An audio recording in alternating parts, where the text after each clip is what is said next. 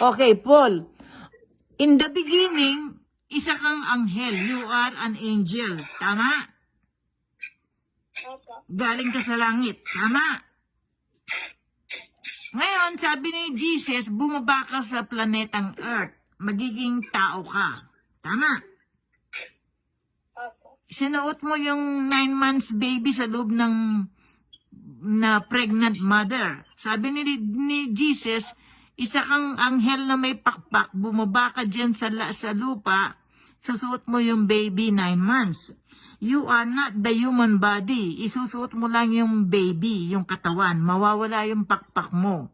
Sinuot mo yung baby, pinanganak ka, ikaw na yun. Naging tao ka, tama? Tama? Opo. Ngayon ang tanong, nasaan yung pakpak mo? Saan mo nilagay? Kinuha ni Lord ang pakpak mo, nilagay sa puso. Alam mo bakit nilagay sa puso yung pakpak? Kasi kung mag-drawing ka ng 2 pakpak, pagdikitin mo, hugis puso. Tama ba? Opo. Okay. Eh di, yung pakpak mo naging puso. Yung puso nasa loob ng katawan mo dahil pinasukan mo yung 9 months human body. Dati kang angel. Tama? Tama? Opo. Ngayon, nung pumasok ka na sa human body, pinanganak ka ngayon, nandiyan ka na, 8 years old ka na, tao ka na, hindi ka na angel. Dahil yung pakpak mo nasa puso mo. Tama? Okay, naintindihan mo, no? Ngayon, tumanda ka na, naging daddy ka na, naging lolo ka na. Mamamatay ngayon ikaw. Pero hindi ikaw mamamatay. Mamamatay lang yung katawan lupa, yung katawan mo, yung sinuot mo. Babalik ka na naman ulit sa pakpak, sa angel. Tama? Tama? Tatandahan mo yung kinukwento ko dahil uulitin mo. O ngayon, nung namatay ka, nagkaroon ka ulit ng pakpak dahil nagpatawad ka, mabait ka. Pero kung hindi ka mabait, hindi ka makakakuha ng pakpak ng angel. Alam mo kung ano makukuha mong klaseng pakpak? Pakpak ng chicken wings. From El Polo Loco. Flammable. Tama? Kasi bad ka. Kapag hindi ka nagpapatawad, hindi ka makakakuha ulit ng pakpak ng anghel. Makukuha mo chicken wings from El Polo Loco. Okay. Ngayon, pag nagpatawad ka sa mga nagkasala sa iyo, magkakaroon ka ulit ng pakpak ng anghel. Tama? Ngayon, umakyat ka ngayon sa langit dahil may pakpak ka ng anghel. Kasi nagpatawad ka, marunong kang magpatawad. Tama? Nung nakakyat ka sa langit, may nanuksong demonyo. 2 pala ang nakita mong Jesus, yung isa fake. Nagkunwari ang demonyo na isa rin siyang Jesus at saka 2 gate ng heaven. Ngayon, paano mong malalaman ng tunay na Jesus? Ilan pa ako ang totoo? Apat. Sino yung 4? Yung totoong Jesus. Tama? Opo. O, nakita mo yung isang Jesus, 3 lang ang pako, yun ang mali. Tatlo. Mali yung 3, yun ang fake na Jesus. Tama? O ngayon, Opo. dahil pinili mo yung 4 na pako, yun ang talagang totoong heaven at saka gate ng heaven, papasok ka ngayon doon, nakapasok ka. Hinahanap mo si Jesus, hindi mo nakita. Bakit? Bakit hindi mo nakita si Jesus sa heaven? Siya ay Kasi po siya'y ilaw. liwanag ng ilaw. Siya po, God is light. Can you repeat that? God is light. Ilaw po siya. Tama? Hindi po siya tao. Wala siyang suot na katawan tao. God is light, kaya hindi natin siya makikita. Light siya. Ngayon, napansin mo, oh Lord, hindi po ako nababagay dito sa langit kasi ikaw ilaw, ako pakpak. Hindi, huwag kang mag-alala, sabi ni Jesus, gagawin din kitang ilaw. Sabi niya, anong klaseng maging ilaw ikaw ngayon? Anong klaseng ilaw ka ngayon, magiging ilaw ka? Between. Between po sa langit. Sa English, heavenly star. Tama? Opo. So, pag nasa heaven na kayo, pare-pareho na kayo light. between ka, si Lord ay isang malaking ilaw na parang sun daylight and moon night light. Nandoon yung ilaw na maliwanag na malaki. At binigyan kanyang ilaw na wala yung pakpak mo, naging ilaw, naging between ka sa langit. The end. Nagustuhan mo? Oh, pwede mo ikwento ulit, maski kulang-kulang, maski mali-mali. I wanna hear you. Umpisan natin. Paul, kwento mo sa akin. Sige, may kwento ka din. Ikwento mo kung ano na... Yan, lola yan. Pag nakwento mo, bibigyan kita ng pera. Eh, May reward ka. May reward ka, dollar. Oh.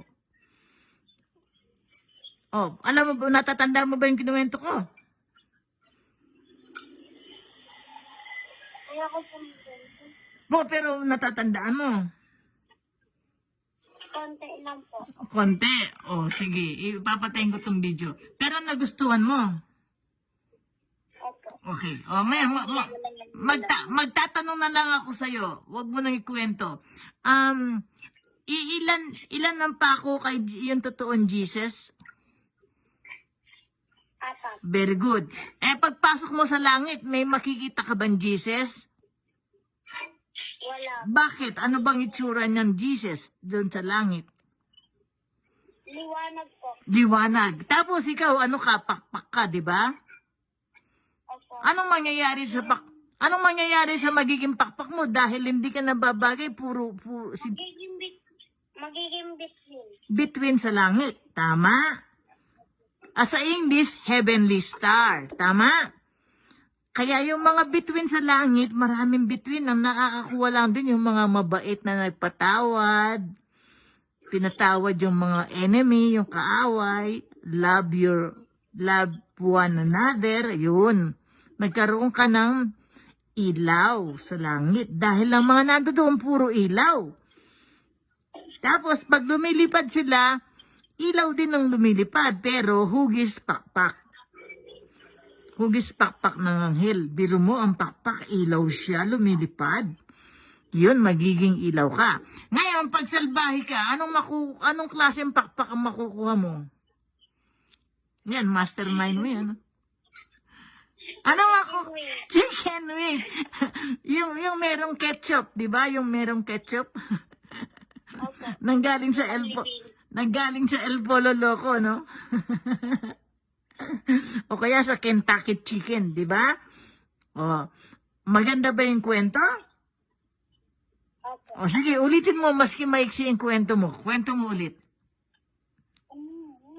Nabubutas po. Yung mga kung ano may natatandaan mo, kung ano lang natandaan mo, kwento mo ulit sa akin. Kunwari, Lola, may kukwento po ako sa'yo. Sige nga, magkuwento ko nga po. Sige nga. Maski ano nalaman mo, maski hindi kompleto, basta yung natatandaan mo. Yung natatandaan mo, dali. Ano? Kailangan maging matalino ka para maging honor student ka. Sinabi ko, ulitin mo. Pag naulit mo yan, ikukwento mo sa teacher mo, tsaka sa eskwela, sa klase mo, magiging honor student ka, rirespetuhin ka. Magaling pala ito. Magaling pala itong batang ito. O, kasi namana mo kay Lola, kinuwento ni Lola ko, kaya alam kong ikwento ka mo. O, lahat ng tinuruan ko sa Pampanga, naging honor student. Halos honor student lahat sila. Tinuruan ko silang mag-poem. Pag nag-poem, mayroon silang $100. Kasi gumawa ako ng poem. O ngayon, anong natatanda mo sa kwento ko? Kailangan ko bang ulitin o meron ka bang natatandaan? Ano ang natatanda mo? Kahit konti lang sabihin mo sa akin. Sige, kunwari kalaro mo ako, kunwari kaklase mo ako. Uy, alam mo, lola ko kinuwento sa akin ito. Anong kinuwento sa'yo ng lola mo? Anong kinuwento ng lola mo sa'yo, Paul? Yung isa kang anghel galing ka sa langit. Tama? Tama? Opo. Binaba ka ni Lord sa planetang Earth. Tama? Sinuot mo yung 9 months human body, yung baby sa loob ng tiyan sa isang buntis na nanay. Sinuot mo yung baby doon, 9 months. Sabi ni Jesus, ikaw ito, susuot mo itong katawan na to, magiging tao ka, tama? Opo. O ngayon, naging tao ka, ikaw na ngayon, si Paul. E ngayon, tumanda ka na, naging lolo ka na, mamamatay na yung katawan na sinuot mo. Hindi ka namatay dahil anghel ka, ang namatay lang yung katawan ng tao, tama? O pagkatapos, nung namatay ng katawan mong tao dahil tinignan ni Jesus na ang puso mo, nagpatawad ka, nagmahal ka ng kapwa mo, binigyan kanyang reward, pakpak ng anghel. Pero kung salbahe ka, hindi ka bibigyan ng reward na pakpak ng anghel. Ang bibigay sa'yo, alam mo yan. Pag salbahe ka, anong ibibigay? Yan ang master mo. Hindi ko narinig. Lakasan mo. Ulitin mo ulit. Gusto ko marinig yan. Anong ibibigay sa'yo pag salbahe yung bata? Chicken wings! Yan ang makukuha ng mga hindi mabait. Tama. Ngayon, nakuha mo, dahil mabait ka, nakuha mo pakpak ng angel. Tama? Tapos yung pakpak ng angel, umakit ka sa langit, nakita mo 2 Jesus, isa peke. Yung peke, 3 lang ang pako, hindi yun. Yung 4 na pako, yun ang tunay na Jesus. Nakita mo yung paa ni Jesus, nakahiwalay, may butas na 2. 4 pala yung pako. Nakapasok ka ngayon sa langit dahil natuklasan mo yung totoong Jesus. Hindi mo pinasukan yung isang demonyong nagkukunwaring Jesus. Meron siyang pinto. Ito yung pinto ng langit, dito ka, sabi niya. Hindi ikaw si Jesus, 3 lang ang butas ng katawan ng paa mo. Isa lang ang butas sa paa mo, 2 kamay, kulang yung butas mo, hindi ikaw si Jesus. Ang tunay na Jesus, punta ako dito, 4 ang kanyang butas, dahil ang 2 paa may butas. Yung 2 kamay may butas, kaya 4 na pa ako. Ito yung totoong Jesus. Pumasok ka ngayon dun sa gate na yun, heaven, tama. Ngayon, Jesus, where are you? Wala, hindi ka nakita. Ngayon pala, hindi mo siya makikita kasi wala siyang katawan na tao. Ilaw siya. God is ilaw. God is light. Tama? Tapos, nung nakita mo, bakit po ako, mag-isa ako dito, isang pakpak, wala po ako nakikitang ibang anghel. Kasi ginawa ko silang ilaw. Gagawin din kitang ilaw, yung pakpak mo magiging ilaw. Anong klaseng ilaw ang magkakaroon ikaw? Between sa langit. Yay! The end of story. Nagustuhan mo, Paul? Nagustuhan mo yung kwento ni Lola? Ayan, papatayin ko na itong video. Bibigyan kita ng kopya. Yay!